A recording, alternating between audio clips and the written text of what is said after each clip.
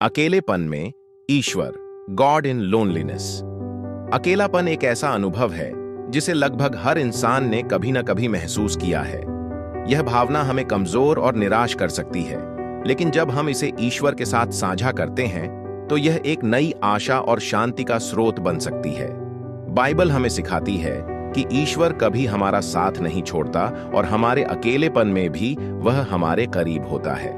आइए इस वीडियो में जानते हैं कि अकेलेपन में ईश्वर को कैसे महसूस किया जा सकता है और इसका हमारे जीवन पर क्या प्रभाव पड़ता है। वीडियो को अंत तक पूरा सुनें और शेयर जरूर करें। अकेलेपन में ईश्वर को महसूस करना। जब हम अकेले होते हैं तो हमारे पास खुद को और ईश्वर को बेहतर तरीके से समझने का समय होता है। यह वह समय है जब हम ईश्वर की उपस्थिति को गहराई से अनुभव कर सकते हैं। बाइबल कहती है, निसंदेह मैं तुम्हारे संग हूं और तुम्हें कभी नहीं छोड़ूंगा। यह वचन हमें आश्वस्त करता है कि हमारे अकेलेपन में भी ईश्वर हमें देख रहा है और हमारी मदद के लिए हमेशा तैयार है। जब हम अपने जीवन की समस्याओं को ईश्वर के सामने रखते हैं तो वह हमें न केवल सांत्वना देते हैं बल्कि हमारे लिए मार्ग भी बनाते हैं। प्रार्थना और संगति के माध्यम से ईश्वर के करीब आना। अकेलेपन को दूर करने का सबसे अच्छा तरीका प्रार्थना है। प्रार्थना के माध्यम से हम अपनी भावनाओं और चिंताओं को ईश्वर के सामने रख सकते हैं। भजन संहिता 34 अध्याय 18 वचन कहता है, यहोवा टूटे मनवालों के समीप रहता है और खेदित मनवालों को बचाता है।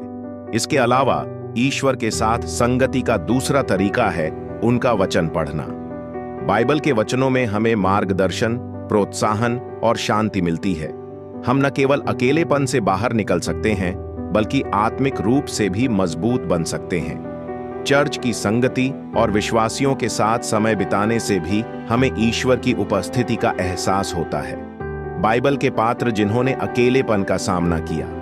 बाइबल में कई ऐसे पात्र हैं जिन्होंने अकेलेपन का सामना किया और इस दौरान ईश्वर पर विश्वास बनाए रखा। ये पात्र हमें सिखाते हैं कि अकेलापन न केवल हमें कमजोर बनाता है बल्कि ईश्वर के करीब आने का एक अवसर भी हो सकता है। दाऊद ने अपने जीवन में कई बार अकेलापन और संघर्ष का सामना किया। अपने कठिन समय में उन्होंने ईश्वर की ओर रुख किया और कई भजन लिखे। भजन संहिता 23 अध्याय 1 से 4 में दाऊद कहते हैं, यहोवा मेरा चरवाहा है, मुझे कोई घटी न होगी।